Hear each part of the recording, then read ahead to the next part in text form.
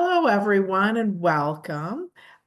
We are here today with our next installment of the Volunteer Management Basics series. This is called Volunteer Orientation and Training. And with that, we're going to go ahead and get started. I need to move my slides here to presentation mode. So welcome. I am with the Michigan Community Service Commission, and these trainings are made possible through a grant we had with AmeriCorps, the agency. It was called the Volunteer Generation Fund. We do not currently have a Volunteer Generation Fund grant, but we will apply for it should the opportunity become available again. And in which case, we may be asking and reaching out to organizations to help us support that. And really, what it is it's about our goal with this is to increase the number of volunteers that are able to serve in organizations, your organizations, and also be able to build the capacity of nonprofits to be able to utilize those incredible skills of volunteers. I just realized I was also not on camera. So, oops, I think I'm back on camera now. But if we should reach out to you and ask, what we're looking for is never anything that is, private information. We usually will ask, tell us about your number of volunteers and your volunteer hours. And if you have any great stories you want to tell us about your volunteers, we sure would love to hear that too. So with that, let's go ahead. We'll jump in. I wanted to share when our next session is. It's March 6th, and that's supervising and supporting volunteers. And I have a bonus for you if you're in this session. We want to be able to give you a bonus session of our Volunteer Management Basic Series. This one is Comprehensive Volunteer Screening.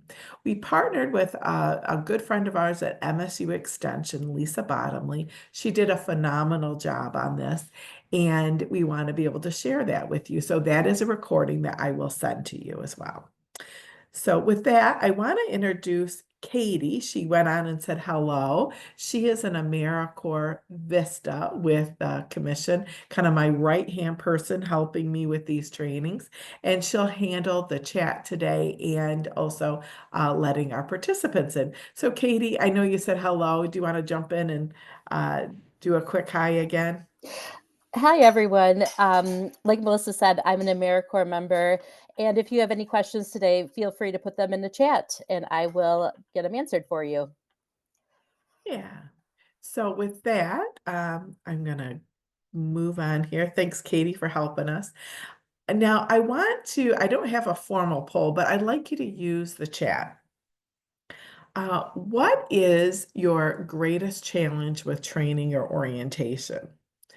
If you'll put that in the chat, we'll come back to it. But if you'll put that in the chat, I sure would love to hear from you. So let's talk about our agenda today while you're helping us out with the chat there.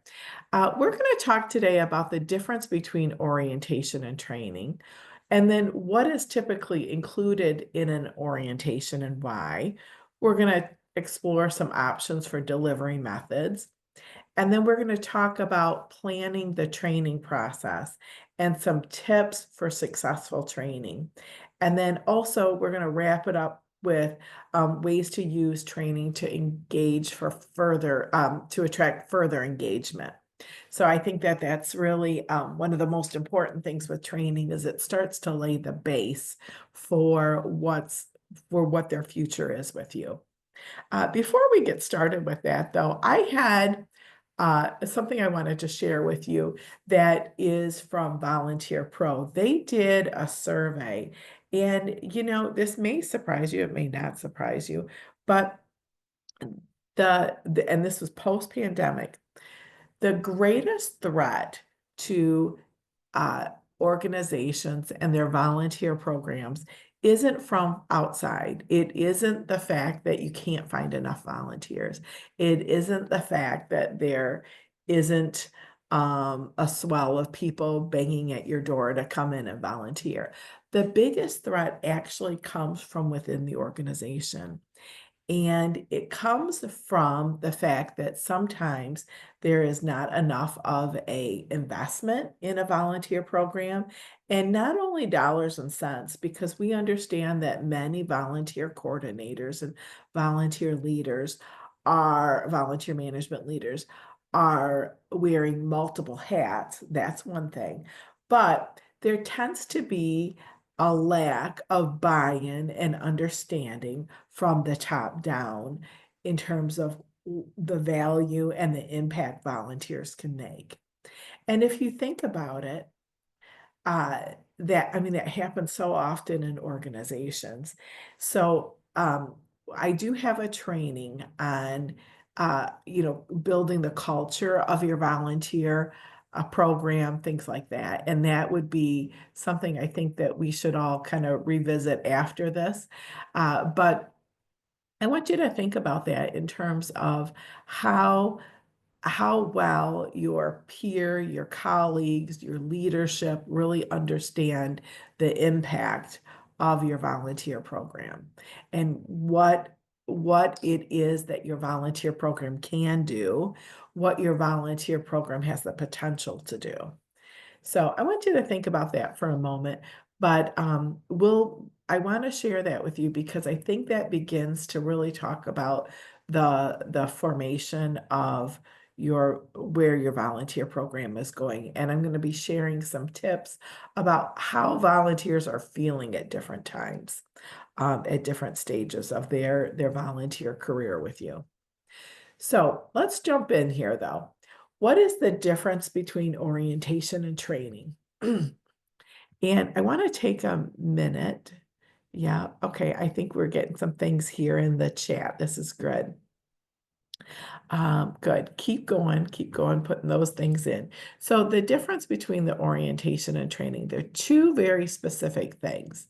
And sometimes they get mixed in together, but they both have very different purposes. And one is more holistic to the organization. As you might guess, it's the orientation. And the training is the base of engagement and how they're going to work in their role. And hopefully that's not their only role that they have. So, so let's talk for a second about the orientation delivery. So I've seen orientations delivered in lots of ways. And I've told you in the past that, I've done this for a long time. I've made plenty of mistakes. I remember actually, I would do an orientation and I would systematically yawn during the thing. That's how boring it was. And I realized, oh, this is terrible. I couldn't help it, but it was a good sign that I needed to do something different. And so some of the most engaging volunteer orientations that I've worked on or I've been a part of or that I've seen, one, it has a few things to it. One is flexibility for a volunteer.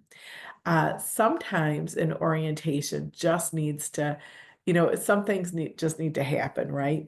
And but what is the best way to do it so that a volunteer could do it at their own time, their own speed? Now, days, things are much more like a virtual or an online orientation. It's much more the norm. Not saying that it has to be the norm for your organization, but what I would say is that it's the easiest to do because you create it and make it as good as you can, and then you can deliver it that way. Um, but what it does is it lays the foundation about how a volunteer feels.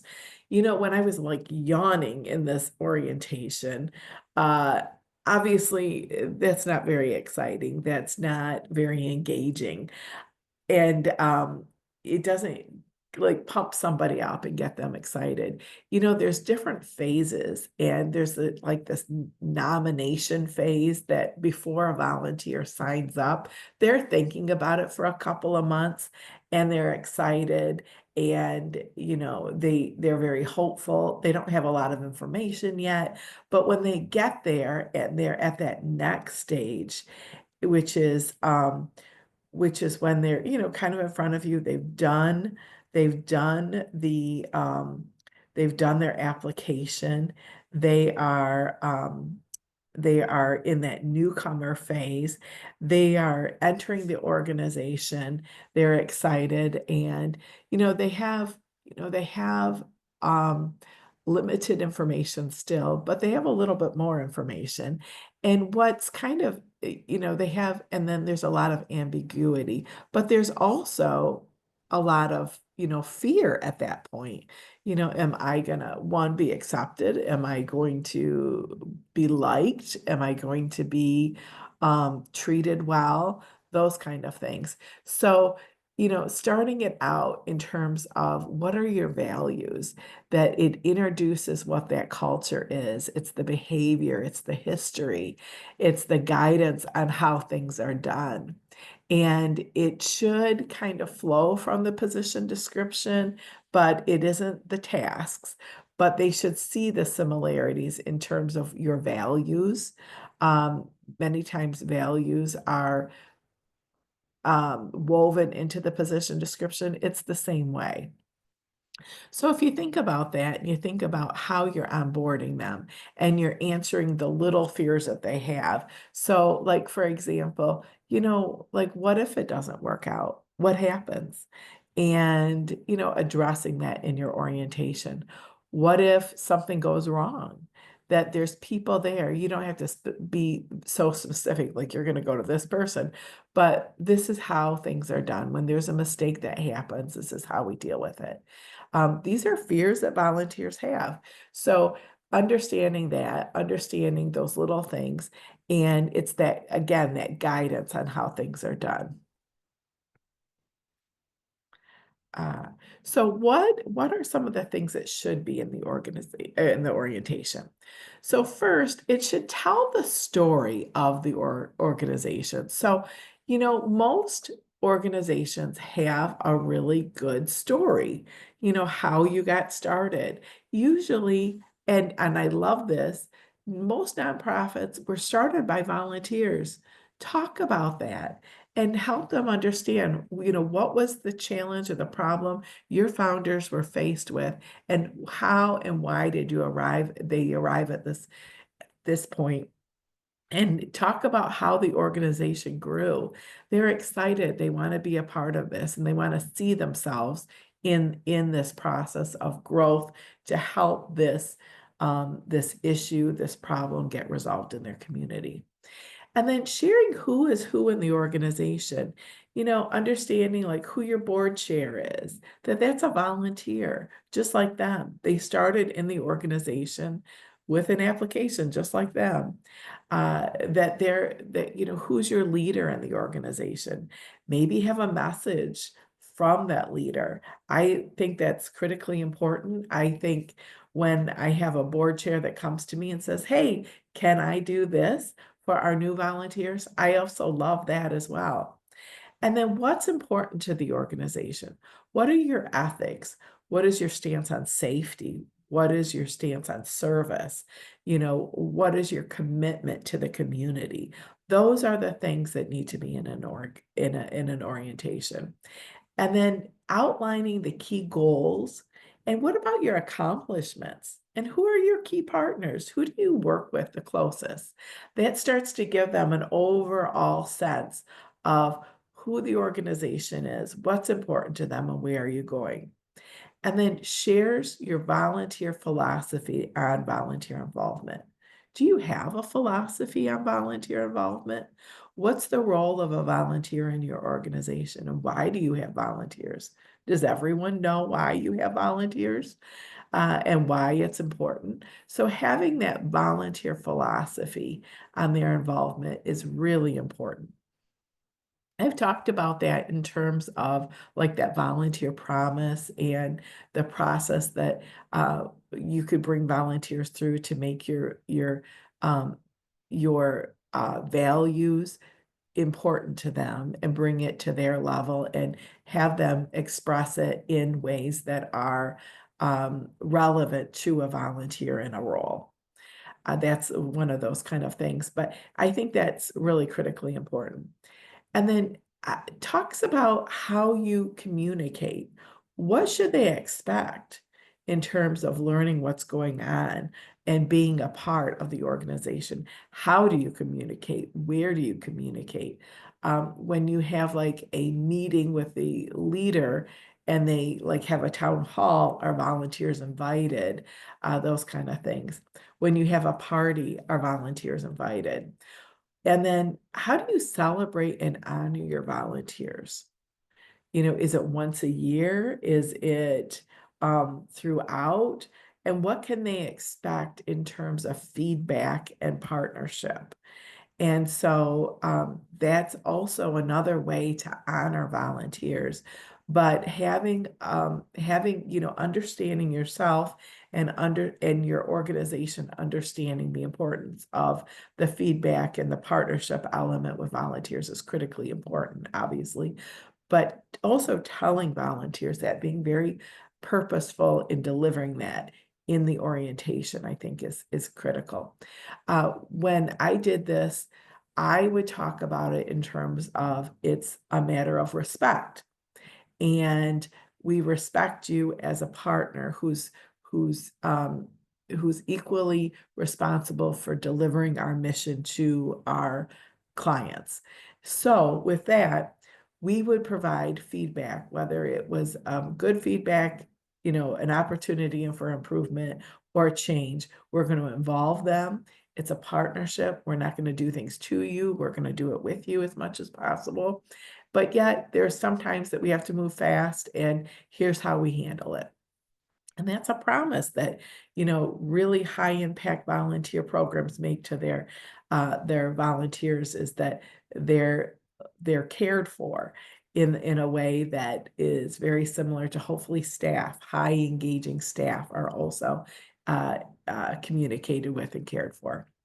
And then reviewing the organizational chart, they should understand the different departments. They should understand who's leading those departments, who's who, what do they do? They need to know that. And then explains the staff and the volunteer roles. What is the role of the staff person to the volunteer?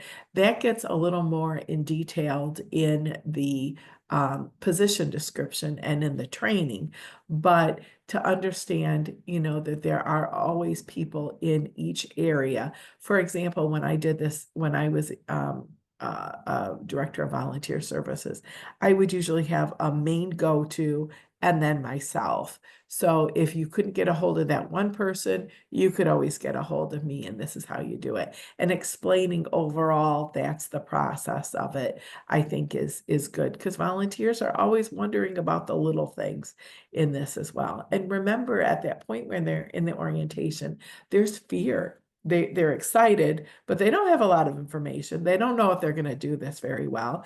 And so helping them find their niche in this is important. The behavior standards. What is a good behavior standard? What does excellence look like? What does innovation look like? What does respect look like? What is, like, how do you handle a mistake? What happens if you make a mistake?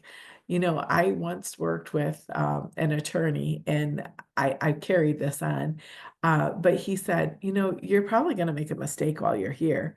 Oh, okay. And he said, well, it's okay. Just make sure you come to me as soon as you do. And I didn't really know what that meant, but later on I realized, as I got into my role, that he could go to jail for a mistake that I made. And so he wanted to be able to fix the mistake, understanding that we're human, mistakes are made, and that it was like, I don't want you to make a mistake, but if you do, I need to know so that I could take care of it. And then, to that point, when I did make a mistake and I talked to him, we talked through it. We tried to find ways to make sure it wouldn't happen again. And it was more of an opportunity for a process improvement than a, like, shame on you for making a mistake. So, and then explain that, like, hey, when a mistake happens, this is an opportunity for improvement. It's understanding that, hey, we realize that these things are going to happen. Um, Explain the process for training and for feedback, for coaching, and explain what it is if it has to come to dismissal or exit. What do you expect from them if they get a job and they have to move? What do you expect if there's a problem and there's an investigation? What do you expect if they just decide this isn't for them? Making it safe for them just to say, this isn't for me. That is a huge thing. And, sometimes volunteers are just afraid to come to you, that you're going to be disappointed in them.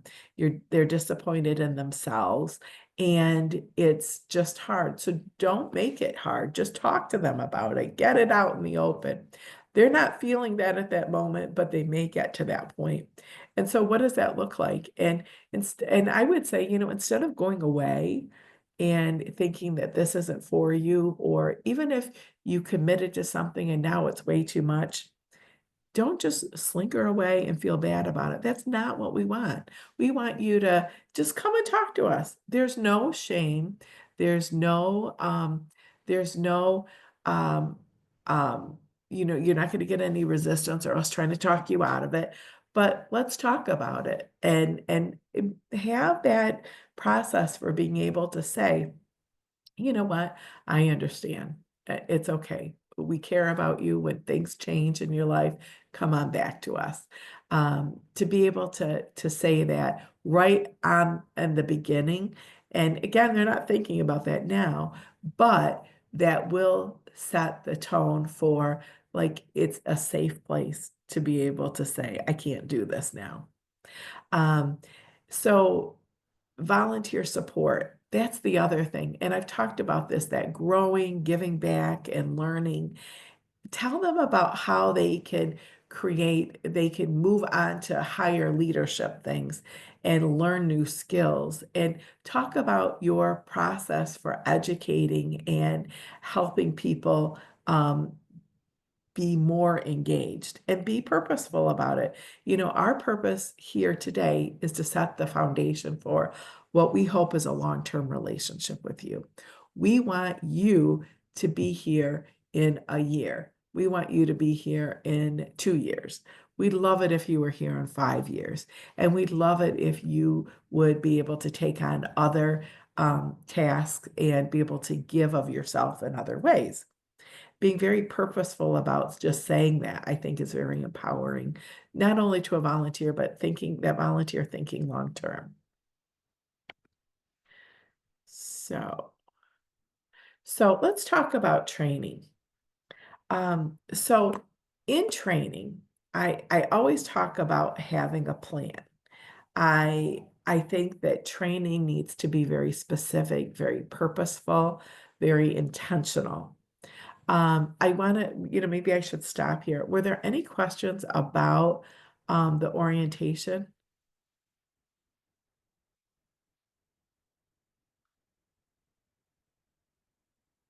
Okay,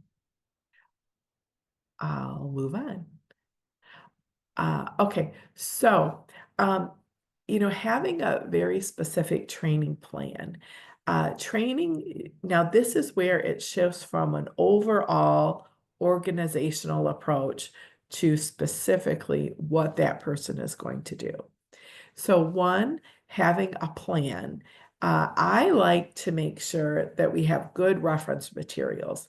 I like to be able to um, uh, address the various learning styles when I've done trainings or when I've set up trainings. So the first thing that I personally like is being able to have basically a process chart. So it says you're going to come in, you're going to put your coat down. This is where you'll put your coat.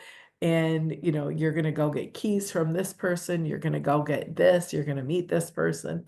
So it just takes you right through what that volunteer should expect when they're doing the job on their own, or they're doing that role on their own. So I like I said, a process chart that will just bring them through the entire role for the day. And then what I also like is not only that, but then to be able to sit down outside of the busyness of where that is taking place and go over that with that person and say, and I would always say, at this point, this should seem a little murky to you.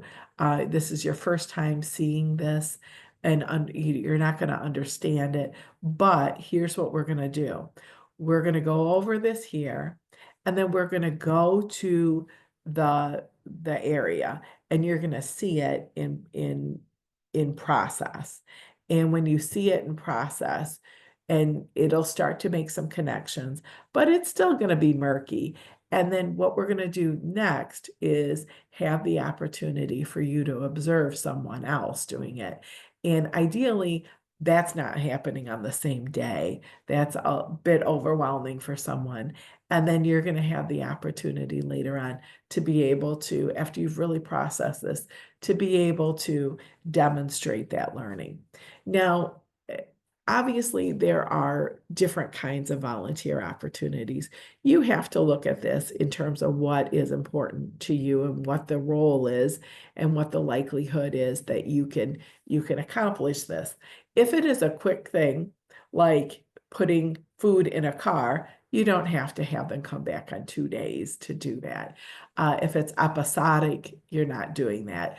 But generally speaking, if you're having a long-term volunteer and you can probably take them through these kind of things, especially if they're going to be in a place where they are fairly unsupported.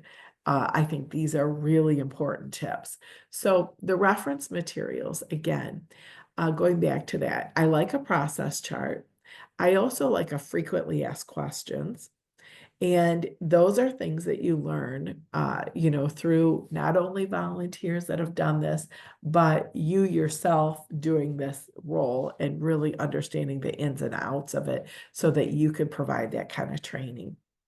And then overall, I also want to say I like having a very systematic way to all position descriptions or all positions, training for all positions. So with that, um, I would have these for every single one of our position descriptions. There was a training protocol.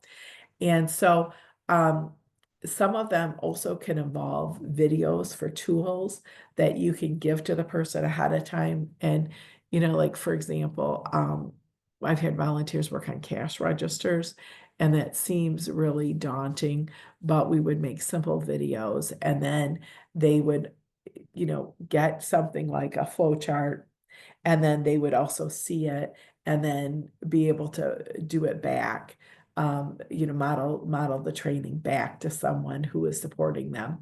And then they seem like they really got it a much better there than just kind of throwing them at that.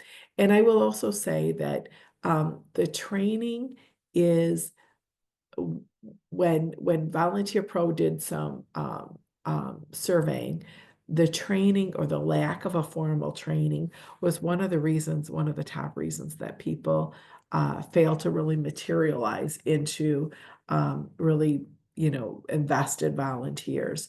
So there's a lot to say for having this training down. So, like I said, I would have a flow chart, frequently asked questions, and they could be things like, you know what, I I'm not sure what to do. This person needs extra help. Who do I go to? Well, here's who you go to. Um, the other thing is scripting.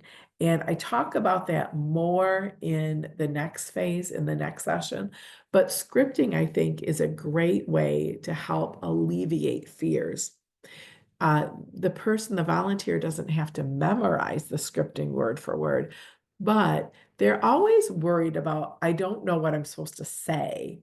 And if you don't have the scripting, if you don't have a good training, they're making these connections themselves. And you're leaving it up to chance that they're going to misunderstand something, that they're going to, write the narrative themselves, which is what we all do. But when when the stakes can be so high that they could be like a front-facing role, you don't want them answering the phone the wrong way, or, you know, not having the right information to be able to help someone. So they may turn someone away, things like that. So good training, I think, is the base.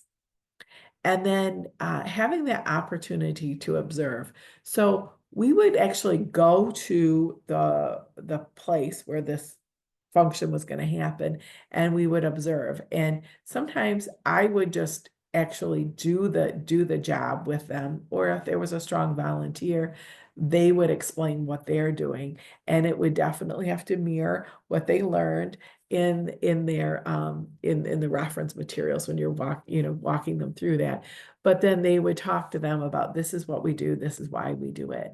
And then we would set up a time with a trainer where they would be able to just go through that whole process with them.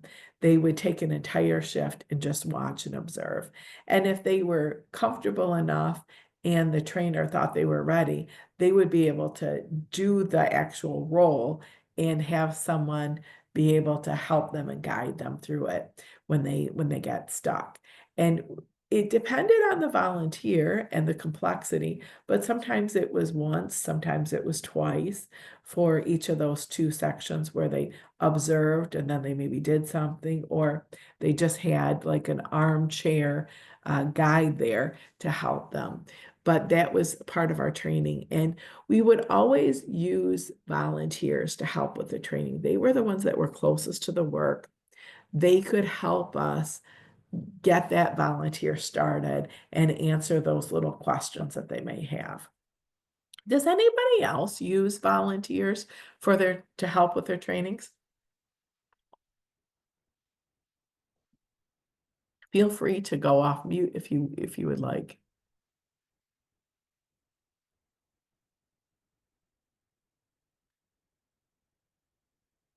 Great. Okay. Yes. Yes, the new volunteer shadow experience volunteers. I absolutely love that method. I think that that's a great way to do it, and glad that you're here. Okay. So, so the next thing is about training and tailoring your approach to the work. For customer-facing volunteer roles, I think scripting is one of the most important things. And then how do you have an out, like when you need help? How do you be able to they're going to have to direct people to locations, or they're going to have to walk them. What do you want them to say to them? How do you want them to interact with them? Things like that. So their needs are very different than some of these other people's needs. But I think that those customer facing volunteer roles are also the ones that tend to get a lot of turnover when there isn't great training involved. And also, you're not meeting the volunteers' needs for the fear that they might have, things like that.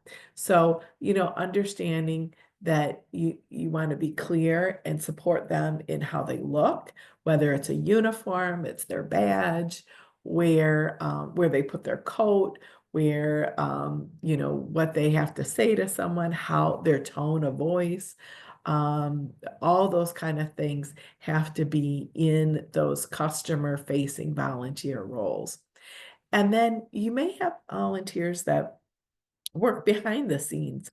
And let's say they either never interact or rarely interact with your customers, your public, things like that. The way they look may or may not be that important. I had volunteers that wore jeans when they did this, but no one would wear jeans when you're public facing. So think about that, and think about that in terms of what's the difference between what they need. What kind of tools are they going to be using? What kind of technology? what kind of skills can you teach them? What skills do they have to have when they come in? And, if they're behind the scenes, maybe the scripting isn't that important, or it isn't important at all. But it's that difference. So tailoring your approach to their work. And then what about the remote or virtual roles? Uh, you know, these I think are gaining popularity. I think that there's still a lot of misunderstanding about how to work with folks in a virtual or remote setting, volunteers. But when things change, how are you communicating with them when you're not seeing them? They may not be getting all of the same updates that volunteers that you see at the front desk are getting, or you're working next to in the behind the scenes areas, things like that. So, and then what are they doing? Sometimes those remote or virtual, they tend to be more tech oriented. We have volunteers that are skilled volunteers, they're professional people that are doing different kinds of work. They're lending their expertise to an organization, and their expectations, their needs are very different. They need to understand the whole scope of an orientation and the culture and the mission, but they their training, for example, expecting them to go get a health screening probably isn't that important if they're never going to step foot in the organization. They may not even be anywhere near the organization where they're located. So, having that training and that approach be very different is critical. And then what about board members or advisory members? These tend to be kind of they can be high visibility people. They can be people who can be kind of VIPs in communities. They can be people who are bringing great resources into your organization. And also, they're every one of your volunteers are an advocate in the community. But what kind of things do you need to be able to be clear with them on? And when in a couple of organizations that I've been a part of, the training has varied from being very specific to being very non-specific. And I've been involved in organizations where it was very non-specific, and then behavior standards um, were not very clear. So they ran into problems. They ran into problems about the role and the lane. For example, a board member can very easily have a misunderstanding about what their role is. And for example, um, uh, I've been on boards and I understand that there's a function for a board and there's a function for an executive director.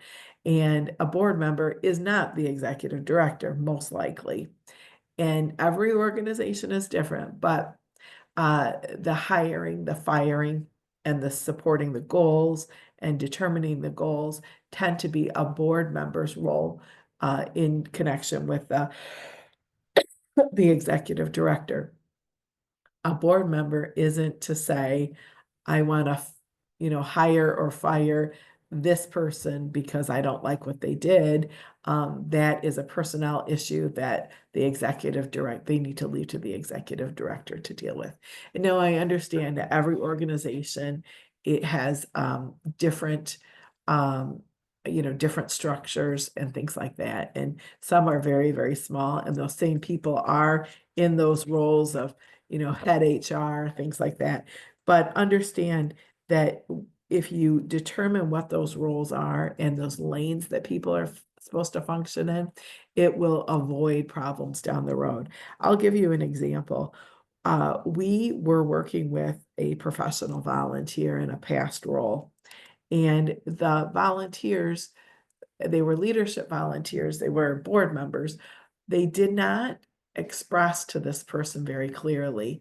They did not have a position description. So they lacked some very basic volunteer management principles that should have been in place. And they expected this person to teach them what they knew, which is fair enough.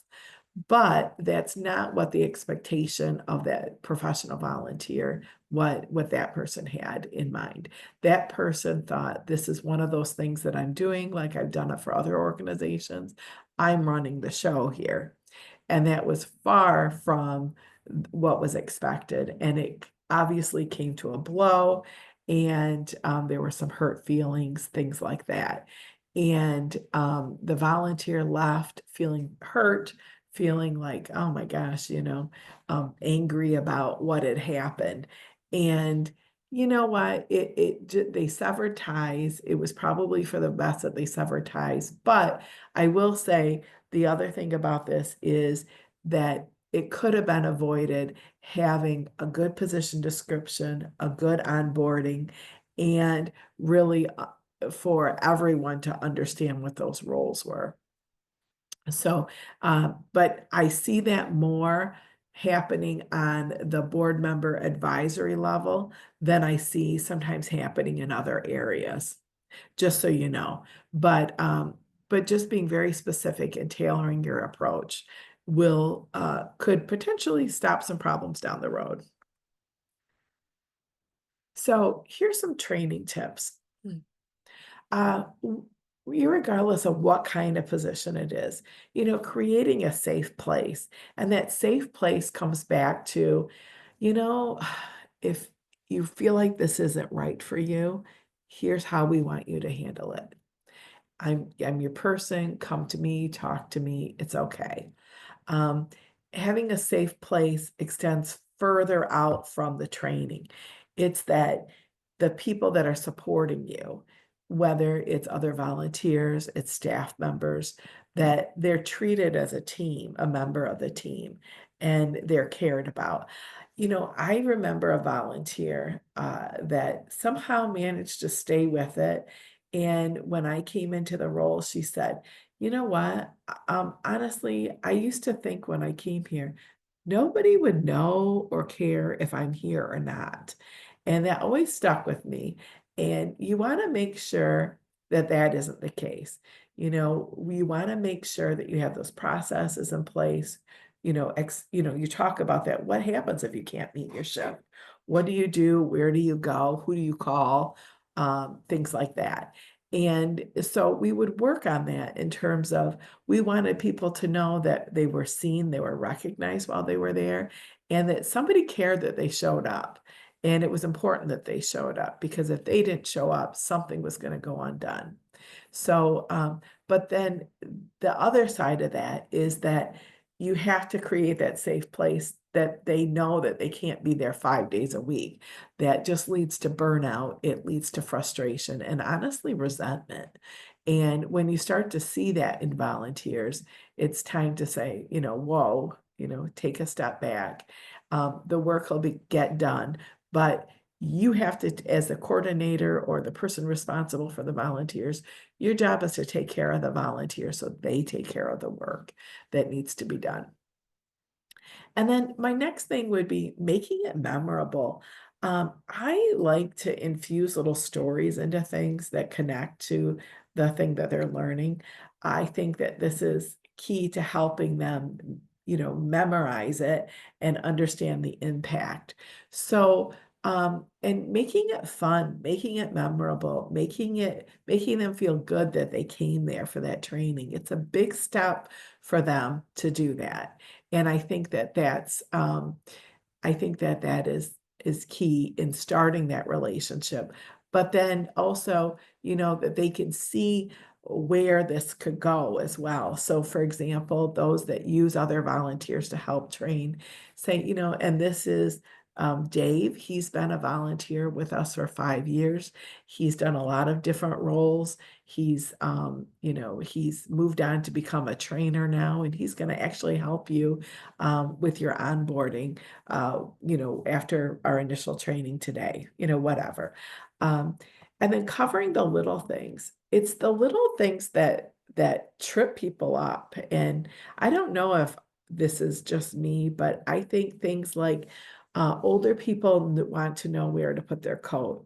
Younger people, they don't really so much care. Um, what is the expectation Do they bring their person? Do they not bring their person? Do they lock their valuables in the car? Do they not bring them on campus, or I mean onto the grounds at all? Do they you know, what are they supposed to wear for shoes? What are they supposed to wear with their name tag? You know, those kinds of things, covering the little things. And the little things are the things that you know, can kind of trip people up a little bit. And you want them to understand and be told those kind of things. And then thinking through the details, you know, the details of what could be confusing to them and overwhelming. And, you know, having an opportunity for them to share back what they've learned, I think is critically important. And, you know, having them be able to give and ask for feedback. Um, you asking for feedback in terms of, you know, I mean, how are you feeling now? And are you still, you know, are you feeling like this is going to be a good fit? I think that can be an intimidating question, but I think it's always something that you want to look forward, you want to anticipate. And then what do you do when they say, I don't think this is for me? And if they're saying this isn't for me, what's your process? You know, how quickly can you get them to another placement, things like that. And then training is not a one or done event. Training to me, initial training is the first step into how do they know what to do on their first day. But training continues to be a part of what we're doing. So, for example, on the first day, you can't possibly imagine or expect them to learn everything there is to learn. They might have to learn about the people that you're serving. They might have to learn, I mean, for example, I'm just going to make something up, but let's say you work with refugees. And every time a new refugee comes in, for example, you know, that's a whole different culture that they have to have an understanding of. And, you know, how do you help them open their eyes to the fact that they have to be open and learn about other cultures and learn what is the norm and what is not the norm? And so um, that isn't like an ongoing opportunity for training, but so is things that are important to them. What attracted them to your organization in the first place? If you are an organization that focuses on nutrition, how can you help create better nutrition habits for your volunteers? And it's through education and training. That may have been one reason why they wanted to come and volunteer with you.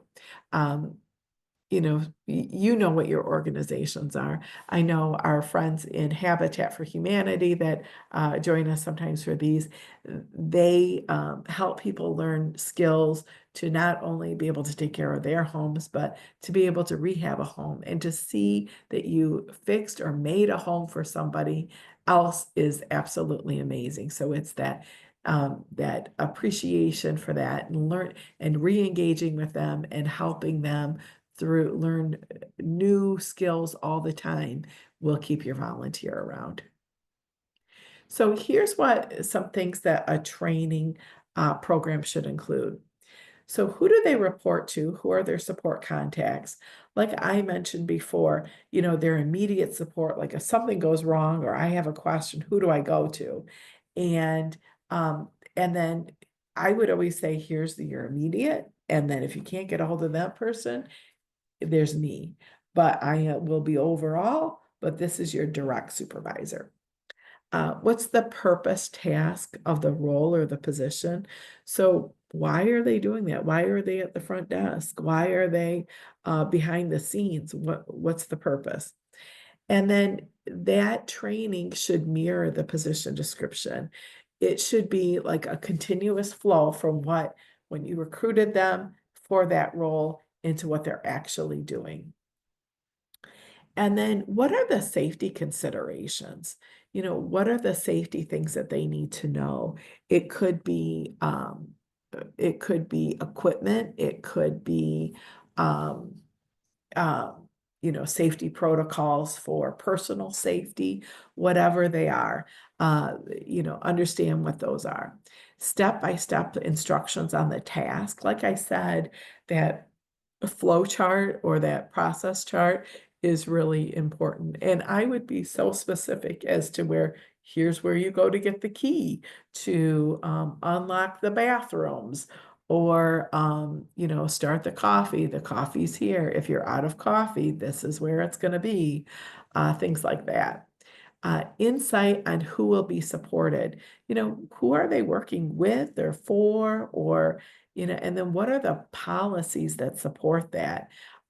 For example, I would actually have scripting that would say, if someone asked a question that you didn't know or that we hadn't covered, say, you know what, I don't know the answer to that, but I know how to find it.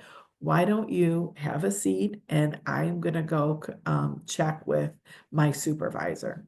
That way they don't say the wrong thing and they always have the right words to say, I don't know. And it's safe to say, I don't know. And then teaching how to use the tools and the technology or the software. We would have volunteers have to swipe in when they come in with their ID card. And I would show them how to do that. I mean, it's, and what happens if it's down? What's that process? The other thing is, the technology and the tools.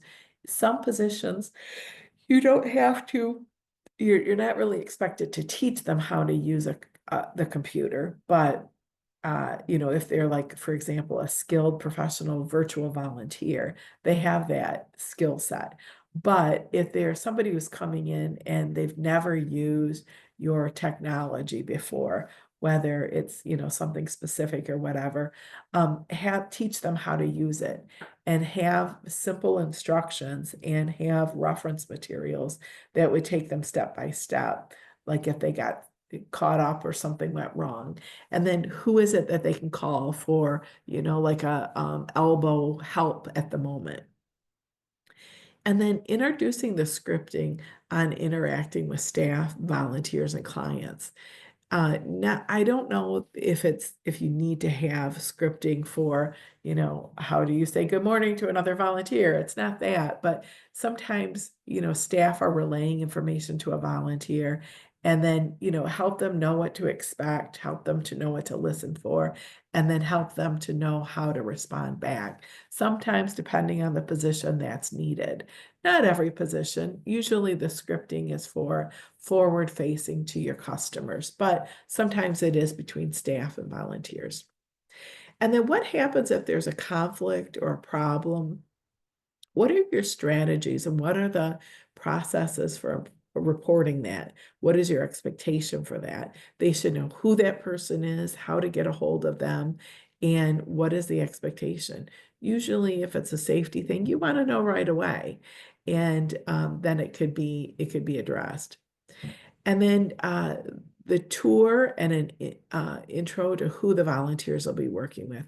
I think a tour is critically important. I think it's nice for them to see the area in the training. I always made it a part of it so that they understand, and that they would have some inkling of what's going to happen and when and who, seeing the other volunteers and hearing their excitement and things like that, I think is good. And then where are tools located? Where are, keys for things? What is the process for that? Are there things that they, are supposed to use? Like, for example, we had volunteers that had to use sewing machines or pagers.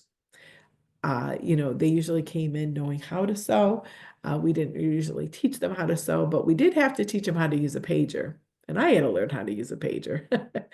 And so, and what are the processes that impact their work? They should understand that in the global sense in terms of how the organization works, but also what are the things that impact their work that maybe they're not directly seeing or experiencing. And I'll give you an example of that. Uh, so this seems kind of like a big one, but When I worked in healthcare, we had volunteers that would take patients out in wheelchairs. And by the time a patient was ready to leave the hospital, they've been lots of places. They may have been a direct admit, they might have gone through the ER, they might have had surgery. So they could have had a lot of things that happened to them. And sometimes, well, we used a computer system that would tell them, hey, this person needs to be discharged. You need to go to the room and get them. And sometimes the room would be something strange like surgery.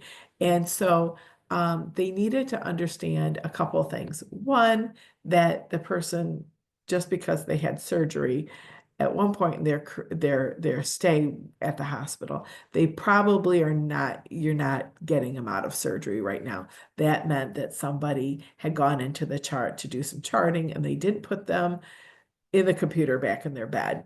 So how are we gonna work around that if you see it?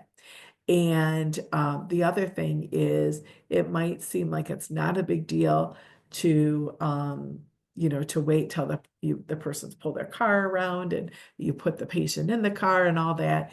But what it did was it could add like almost 30 minutes to an hour to be able to have that room ready for another patient where that room is just sitting empty. So we would change processes. So they needed to understand, if can you say that you pick the person up right here, right before you actually enter the room?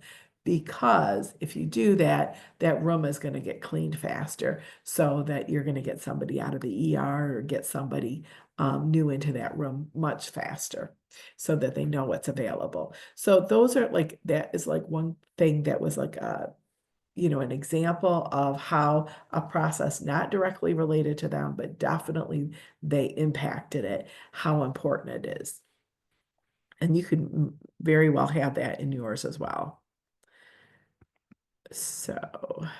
So I'm going to take a couple of minutes to answer questions, but some resources that we'll share with you. We have an orientation checklist, we have a training checklist, and then we have some tips for great training that we'll send to you. And again, this was recorded and we'll send you the slides so you can see those. I'm going to stop sharing. And I'm also going to pause the